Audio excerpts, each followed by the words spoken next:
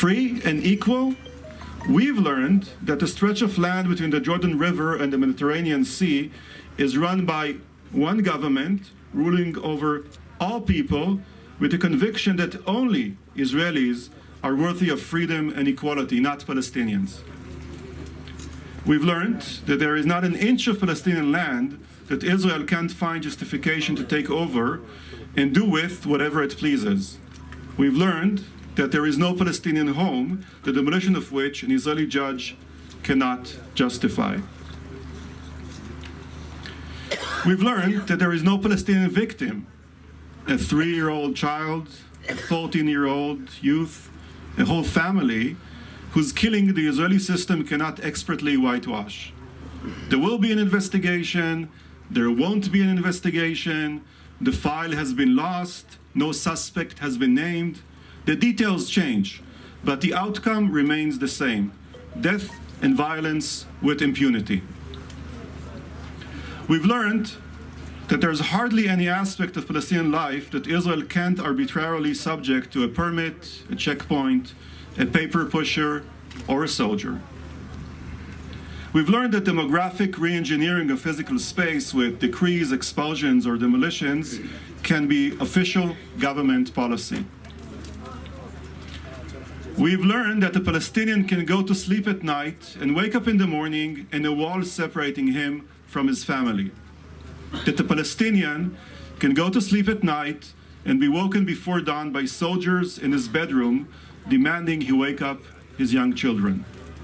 That the Palestinian can go to sleep at night and be startled awake from an Israeli bomb that shattered her home and her family.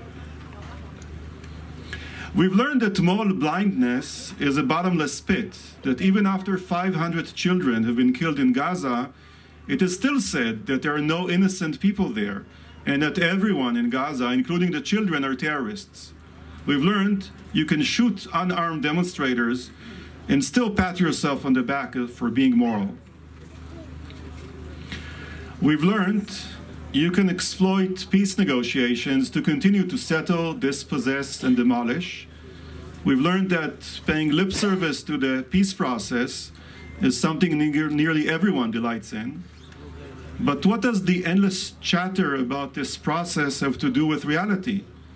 We've learned that the demand for justice, rights, and equality comes before the argument over the correct number of states that should be on this land.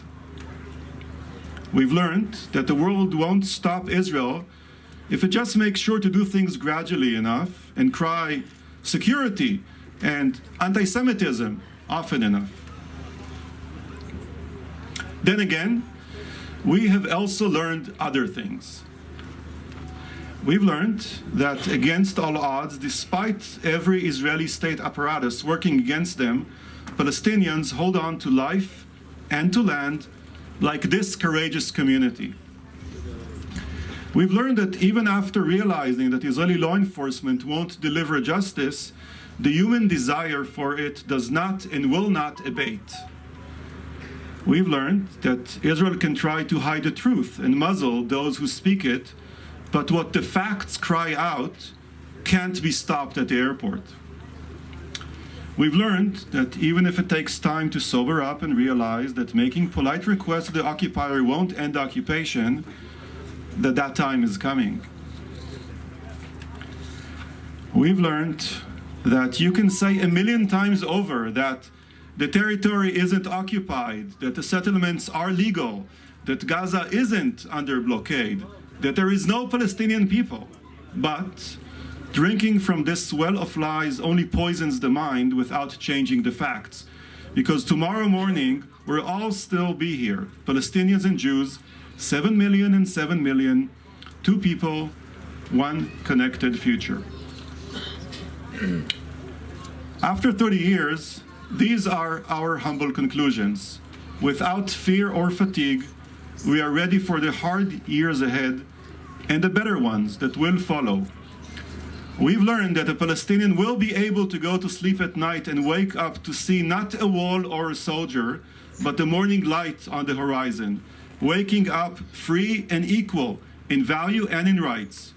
That is the only self-evident moral future, one of full and equal rights to everyone on this land. That morning will come.